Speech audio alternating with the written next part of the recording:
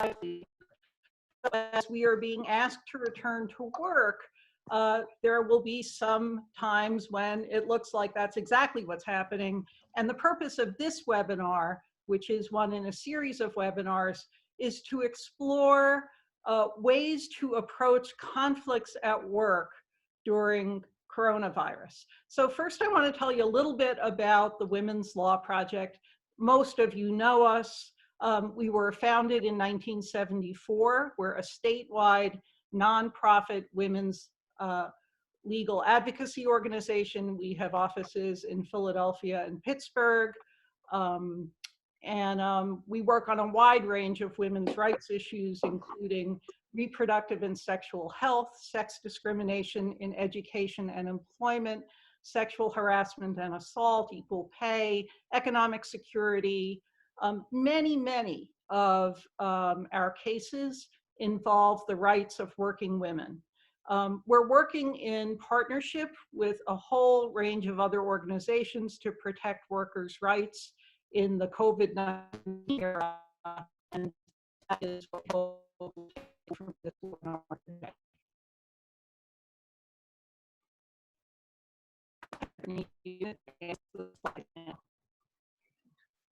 I'm sorry, Sue, you're breaking up just a little bit. You can advance the slide now.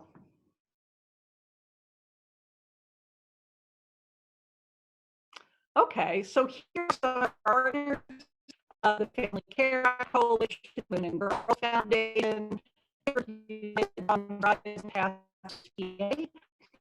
and all of these organizations work in a local coalition called the Workers Organization.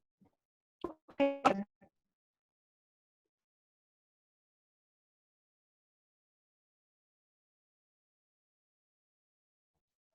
Go ahead. Okay, sorry, you were breaking up for basically all of that from my end. Just in case you missed that, she was just introducing our community partners that you can see on the screen. I'm so sorry about the technical problems. I'm going to see if this makes it any better. And in the meantime, I'm going to give you the standard lawyer's disclaimer. This is not legal advice. Legal advice in such a public forum. All right. Better, not better? Better. All right, excellent. Okay. We cannot give you legal advice in a forum as public as this one. So if you give us questions in the chat box, please make them general. Don't have identifying information in them. And if you are having a problem or know someone who needs representation because of the issues that we're talking about today, please get help and have that conversation within a conversation. Go ahead, Brittany.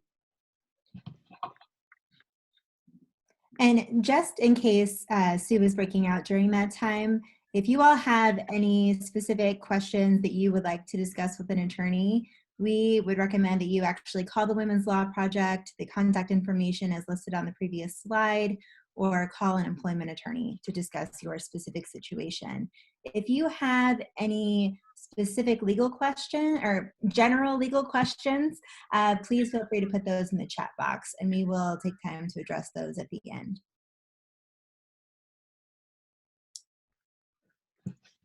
So I want to give you all a brief roadmap before we start the webinar, just so you know where we're going.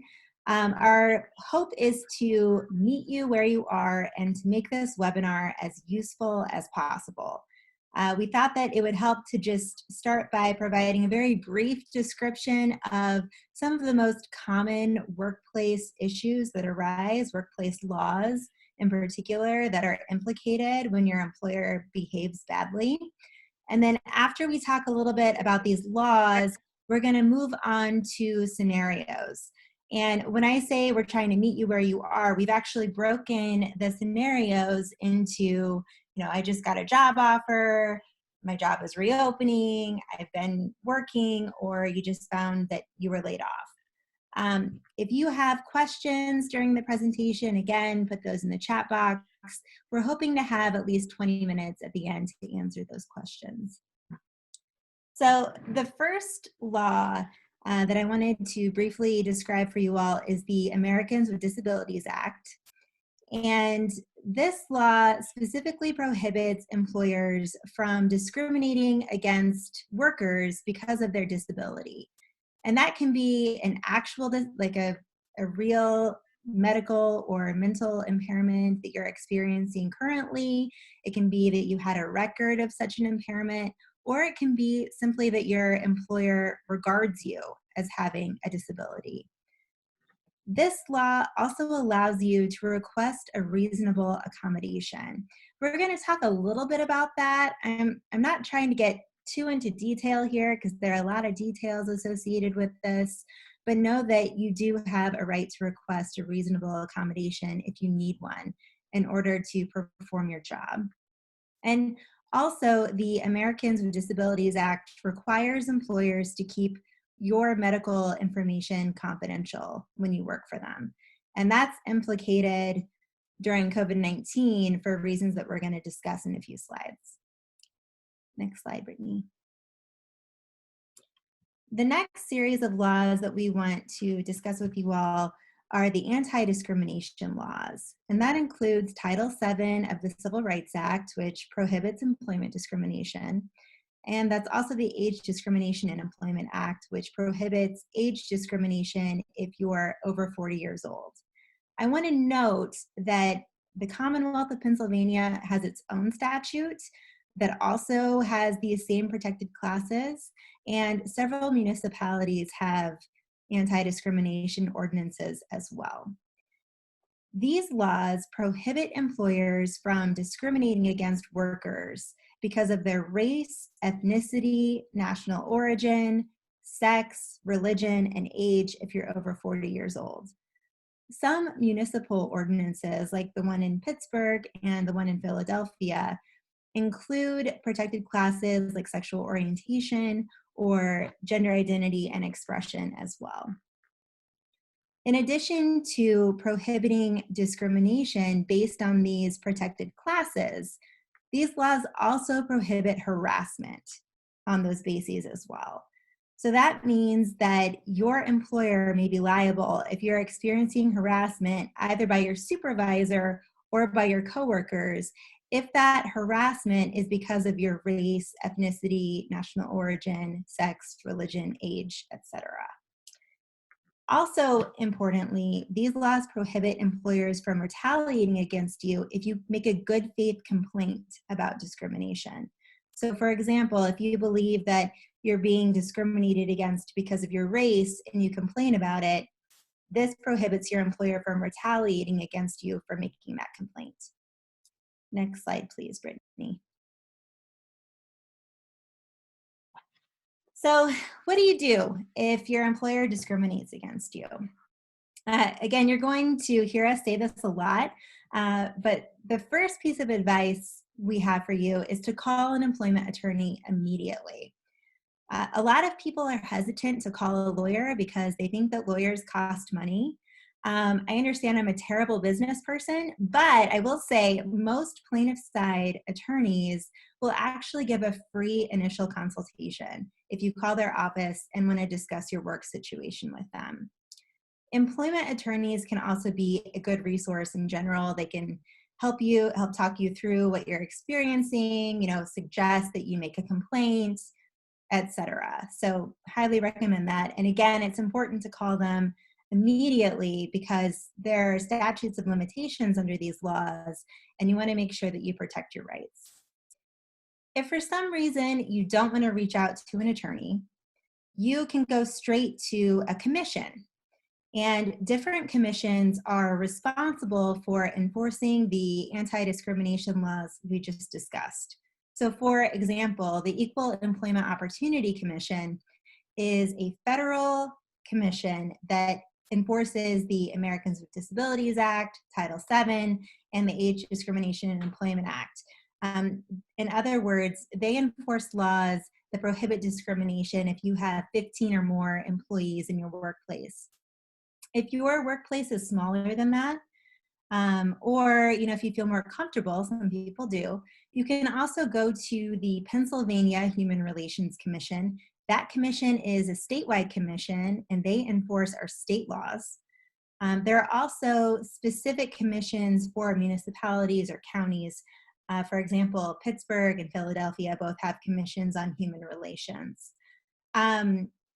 There was something else I want. Oh, it's free. It's free to go to a commission and file a charge. And most of these commissions have intake professionals that help talk you through the intake and charge process. Still, I think the best bet for you is to contact an employment attorney before you go straight to a commission. Sue, do you want to discuss the paid leave laws? All right, I'm going to try. Can you hear me? Yes. All right, okay. So we now have an array of paid leave laws that should provide most workers with some degree of paid time off. So they range from federal to local ordinances. In Pittsburgh, paid sick days ordinance that literally took effect the day before we were all shut down and quarantined. So on March 15th, as of that, we begin to approve time off for each hour work in Pittsburgh. And you can take that time off for a wide range of medical issues for yourself, for family, and importantly, as we knew this was coming, we did not provide for paid time off in the case of a public emergency, such as COVID-19. We have a similar type of ordinance in Philadelphia without the emergency provision, and then recently added federal protections, the Emergency Family Medical Leave Expansion Act and the Emergency Paid Sick Leave Act, both expire at the end of this year. So the Women and Girls Foundation did a wonderful webinar exploring all of the details about these and other paid leave laws. And I would refer you to that for an in-depth examination of the protections they provide and the limitations. Okay, next slide, Brittany, please. All right, what if your employer just does not want to pay you for need of the statute for instead a bad idea to get in touch with an employment attorney and that is not Sue, I'm sorry, you're breaking up really bad. Okay. Do you want to take it from here, Megan? I apologize to everybody. I'm really sorry. No problem. I apologize too, because you're going to be tired of hearing my voice by the time this is over. At least I can hear your voice. All right, so I'm going to pick off at this slide. So I believe Sue is saying it's not a bad idea to call an employment attorney. If you believe that your employer is not giving you paid time off that you're entitled to, that would be the first call that I make. However, you have the option of filing a complaint without an attorney. So in Pittsburgh, you have to file a complaint with the Mayor's Office of Equity within 6 months of being denied leave. This is why it's really important to contact an employment attorney immediately in order to protect your rights, because you want to make sure that the statute of limitations doesn't pass. In Philadelphia, you actually have a year to file a complaint. And as far as the new emergency FMLA leave and the emergency paid sick leave, you can actually file a complaint directly with the Department of Labor. I want to add, under these paid leave laws, most, if not all of them, also prohibit employers from retaliating against you if you request leave or if you take leave. So it's not just, if your employer denies you paid leave, it's if you believe your employer is retaliating against you or fired you because you requested leave or took leave, that's also when you should call an employment attorney. Next slide. So Brittany, do you want to read the questions? And that way people don't hear my voice Absolutely. constantly. So we're just running through some scenarios that you might encounter now. The first one here is, I just got a job offer, but now my employer wants to screen me for symptoms of COVID-19 before letting me begin my job. Are they allowed to do this? So the answer to this question is most likely. Employers are allowed to provide you with a conditional job offer. And part of that conditional job offer may be that you are required to do some pre-employment screening, and that could include screening for COVID-19 symptoms. However, the Americans with Disabilities Act and the anti-discrimination laws that we just discussed prohibit employers from singling you out for those protected class reasons. So whether that's your race, age, nationality, sex, etc. So just to simplify that answer, I would say most likely your employer can do this as long as they're treating everyone in the same or similar job category in the same way and requiring them to do pre-employment screening as well. So what if I just got a job offer, but I've tested positive for COVID-19? Now what? So if you test positive for COVID-19 and you haven't started your job yet, and you received a conditional job offer, it's possible that your employer can retract that offer from you. However, the best thing you can do is just talk to your employer and see if you can work something out. In most cases, I think it's likely that you should be able to delay your start date for the 2 weeks, but if they had to have you start immediately and you weren't able to do that because you have COVID-19, then they can retract the job offer, unfortunately. So a lot of places are reopening, and let's say my job is reopening, but my employer wants to take my temperature before letting me into the workplace. Is my employer allowed to do that? Yes, most likely. Again, the Americans with Disabilities Act and the other anti-discrimination statutes don't allow your employer to single you out.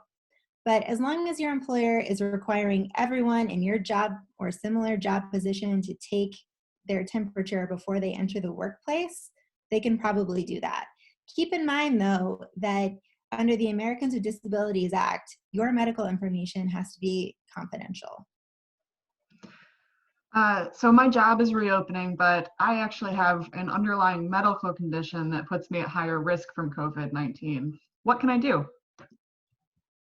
So you can request a reasonable accommodation, and you can do that again under the Americans with Disabilities Act or under one of the state or local laws that prohibit discrimination. Your employer cannot just decide to exclude you because of an underlying medical condition.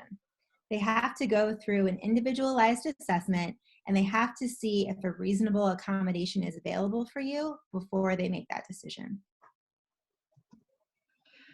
So what if my job is reopening? What can I do if my employer refuses to accommodate me for my underlying medical condition or does not engage me in the interactive process?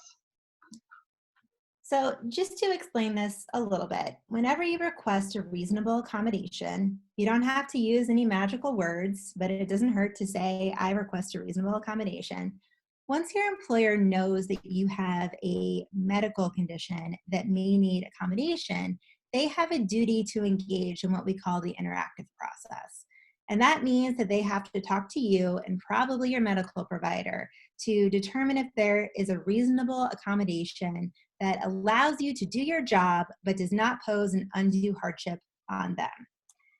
If you request an accommodation and your employer just flat out refuses to have that conversation or immediately makes a determination that there is no accommodation available for you without engaging in that interactive process, the best thing for you to do is to call an employment lawyer immediately.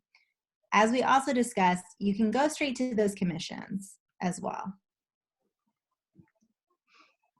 So my job is reopening, but my kids' daycare center is still closed. What can I do?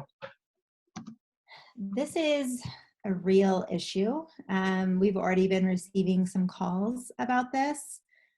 I don't have a satisfactory answer to this question. The best answer I have is that you may be entitled to paid leave, whether that's under the Pittsburgh ordinance, the Philadelphia ordinance, or one of the new federal laws, whether that's the Emergency FMLA or the Emergency Paid Sick Days Act, Paid Sick Leave Act. So I've been working this whole time, but I'm a nurse or essential worker, and I have an underlying medical condition that puts me at higher risk from COVID-19. What can I do? You still have a right to request a reasonable accommodation. Again, once you make that request, your employer has to engage in the interactive process to determine whether an accommodation exists that can help you do your job while also providing an accommodation for your medical condition. What if I'm a healthcare worker or an emergency responder and I tested positive for COVID-19? What can I do? So in that situation, you may qualify for paid sick leave, again, under the Pittsburgh ordinance or the Philadelphia ordinance. Unfortunately, under the new federal laws, the employer actually gets to decide whether or not you are covered. So your employer gets to decide if you're a healthcare provider or emergency worker, whether you get paid leave under the Emergency Paid Sick Leave Act. I think the best thing you can do in this situation is talk to your employer. I think I don't usually give employers the benefit of the doubt, but I do think that a lot of employers are trying to, follow the CDC guidelines and do what they can in these situations to make sure you're not in the workplace and also getting taken care of. I've been working, but and I'm not a nurse or essential worker, but I just tested positive for COVID-19. What can I do? So my answer here is going to be similar to the last answer. The difference is that you are more likely to be covered under the Emergency Paid Sick Leave Act, which is one of the new federal statutes. I would also say, and I should have mentioned this in my last answer as well, if for some reason you're laid off for a couple of weeks because of COVID-19, if you do not qualify for paid leave under these laws, but your employer says you can come back in 2 weeks, you just don't get paid, you can apply for unemployment compensation insurance for that time. The community partners who helped us put together this webinar series had an unemployment compensation webinar a couple of weeks ago.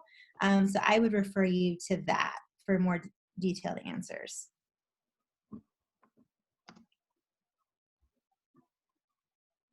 So what do I do if my employer is not honoring the various paid sick leave laws?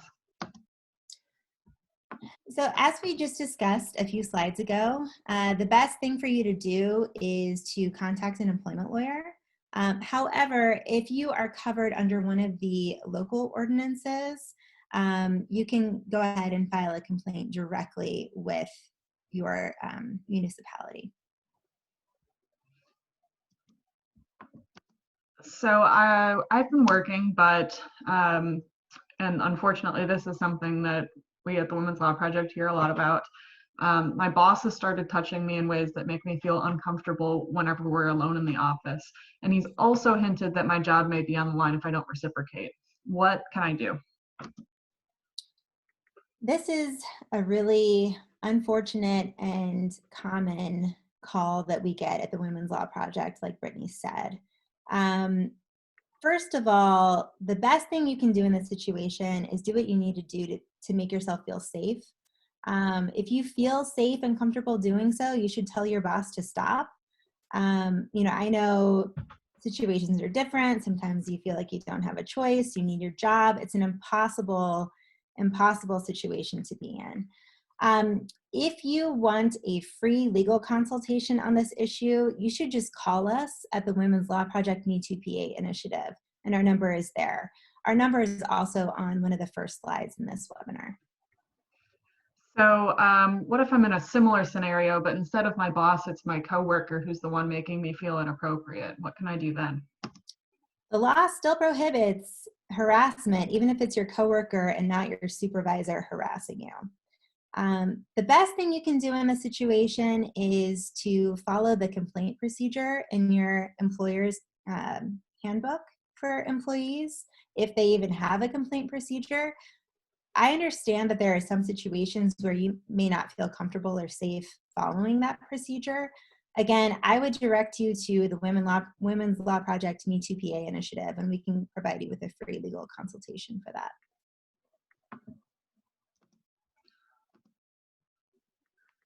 So let's give another example. Let's say I've been working, but my coworkers continue to make comments about how my race is to blame for the pandemic. They're constantly making racist remarks and calling me racial epithets. What can I do? Unfortunately, I would say race discrimination is on the rise. And I would also say that some of the rhetoric surrounding the pandemic has made this a more common issue. As we discussed toward the beginning of the webinar, the anti-discrimination statutes prohibit harassment based on race, national origin, ethnicity, religion, etc. So if you are getting harassed at work because of your race, as this question asks, the best thing you can do, again, is to follow your employer's complaint procedure and file a complaint, usually with your HR person, if you feel comfortable doing that. Before you do that, if you want to talk it through, I would suggest you call an employment attorney. So I'm pregnant and about to give birth in the next few months, but I've been teleworking the last few months, but now my employer wants me to return back to the workplace. What can I do? So I would say the best thing for you to do is talk to your employer and see if you can continue to telework.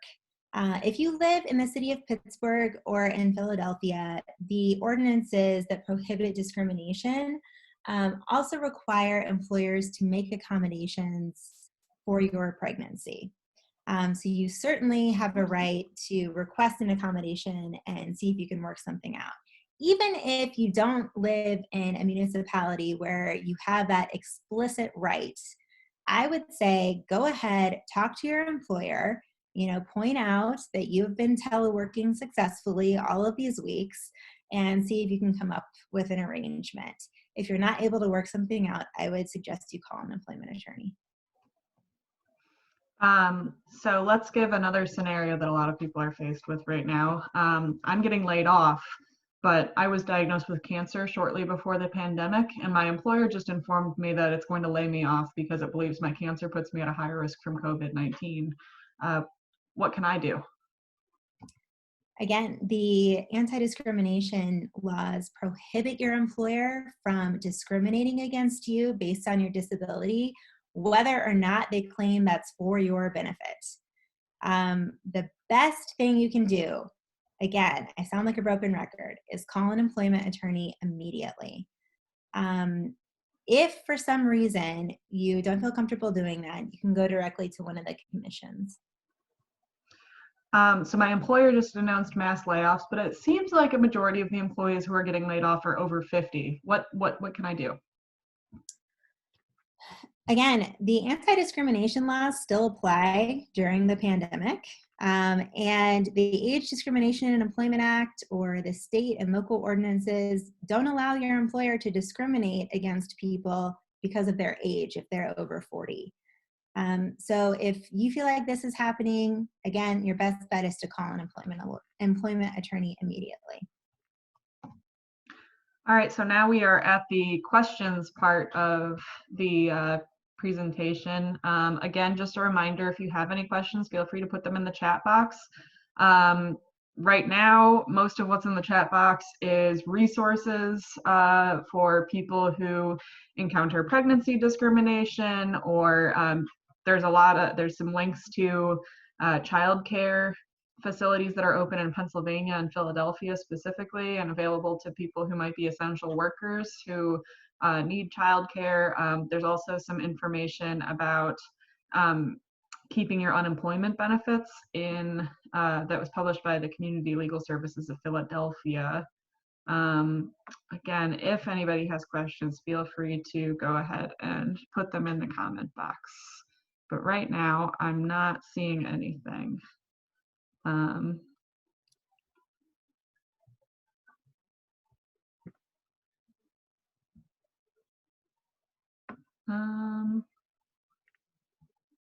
Yeah, so if you need resources like that, feel free to check there.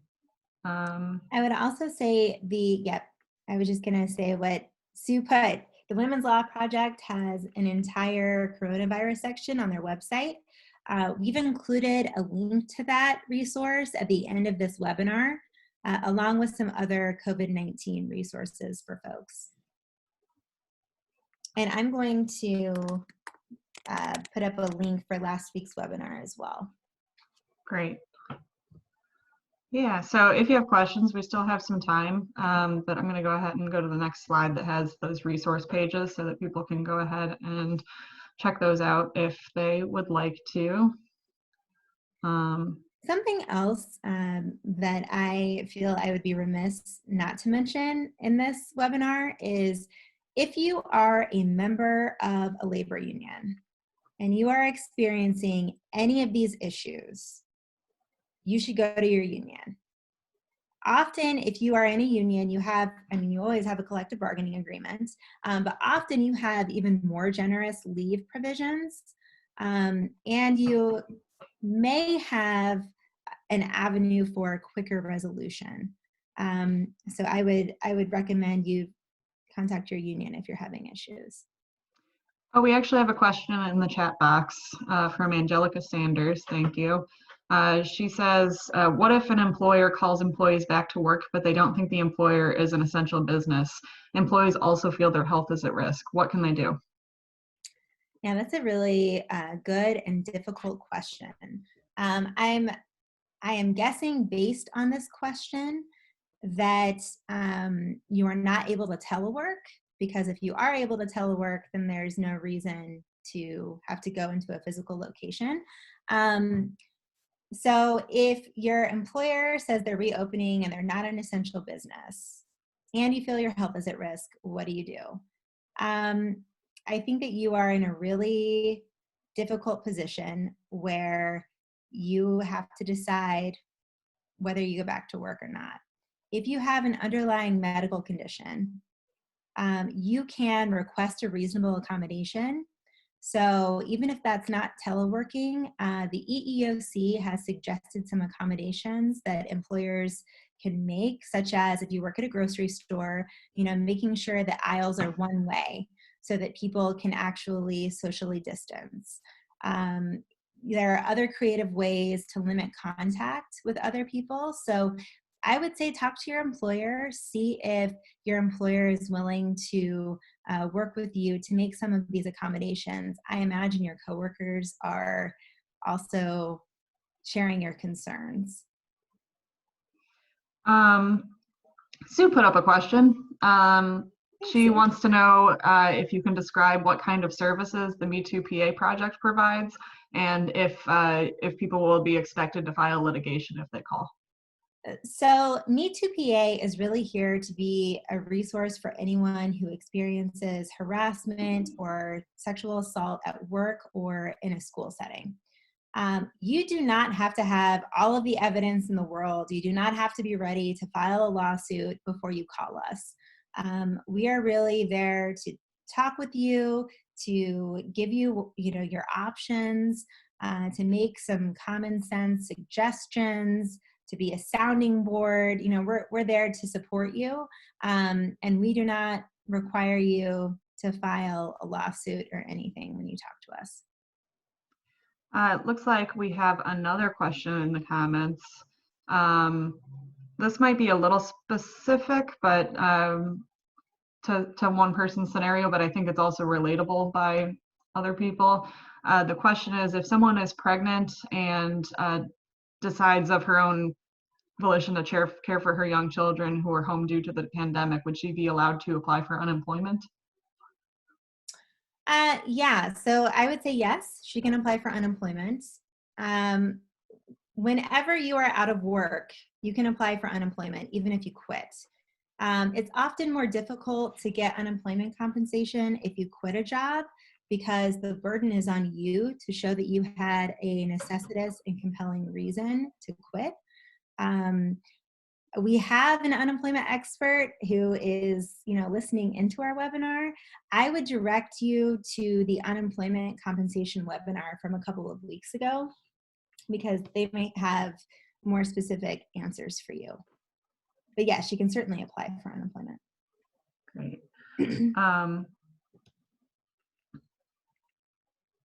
So I have another question for you from Kay Miller. They ask, what if an employer calls employees back into work, but there are some high-risk family members at home? If they've been successfully working from home, would it be reasonable to ask for an extension to protect family members? So I would say you can certainly ask. Unfortunately, the anti-discrimination ordinances do not contemplate providing reasonable accommodations for family members. So if you have family members who have medical conditions, et cetera, the anti-discrimination statutes don't necessarily contemplate accommodating you because of your family member. That's it. I don't know if I'm being very articulate there. What I'm trying to say is the law does not necessarily require your employer to accommodate that. However, there's no harm in asking. And yes, Barney Auersler is the person with some unemployment experience, some being decades long. He led the webinar a couple of weeks ago that I am referring people to. Thanks for these questions, everyone. They're really good. I think, unless I see other questions pop up here, that seems like it might be it. But of course, feel free to give us a call again. Oh, one more question. It got sent to Margaret accidentally, who works in our Philadelphia office, but she says, are employers obligated to shut business down for 2 days of deep cleaning and 14 days for quarantine if a staff member tests positive? So I know that OSHA drafted guidance recently specific to COVID-19, and I believe that these are part of that guidance, as in high recommendations. I don't know if employers are actually required to do that. Margaret, if you have an answer, you're welcome to you're welcome to post it. But I would say that I believe that's what the CDC and OSHA is recommending. If you feel like your if you feel like your employer is not taking proper safety precautions, for example, if one of your coworkers tests positive and somehow you find out and yet they continue going to work because the employer is refusing to allow them to go home, I would say, again, call an employment attorney. You may be able to file a complaint with OSHA. That's great. All right, now I think that's the last question, it seems like. But thank you everyone for joining. Again, if you realize later that you do have more questions or you would like to speak privately with somebody about an issue that you're facing, feel free to give the Women's Law Project a call. I'm wondering if that's on the next slide, but you can always find that information on our website also. If we don't have the answer, then we can direct you to someone who does, at the very least. Right. This is a scary time. We know that. We want to acknowledge that, and we hope to be a resource for all of you, if that makes sense. So please feel free to reach out to us. Yep. Thanks, everybody. And this is going to be recorded, so you can always go back and find the information later. So thank you so much. Thank you all. Take care.